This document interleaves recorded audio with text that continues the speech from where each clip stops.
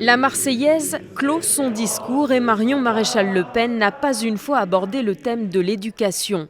Pourtant, quand on lui en parle, l'élu a de grandes ambitions. Il y a tout à revoir à la fois sur les méthodes et le contenu de l'enseignement. Force est de constater que nous sommes les seuls à défendre cette conception de l'éducation nationale qui est une conception de la méritocratie et de l'exigence. Mais quand on écoute un militant professeur de mathématiques... Pour moi, le plus gros élément à changer dans l'éducation, c'est arrêter de tout communautariser. Pour vous donner un exemple, les nouveaux manuels d'éducation civique dans l'enseignement public maintenant, premier chapitre, le burkini. Une enquête montre qu'entre janvier 2012 et janvier 2016, la part des enseignants qui comptaient voter pour le Front National a augmenté de 6 points. Selon ce responsable syndical, le parti surfe sur le rejet de la politique éducative du gouvernement. Ils appuient sur des revendications qui peuvent être partagées parfois par d'autres organisations syndicales, notamment revenir à des enseignements disciplinaires, revenir à la sanction dans les établissements, revenir à la sacralisation de l'enseignement. Derrière ce discours, sous prétexte de méritocratie, c'est vraiment une volonté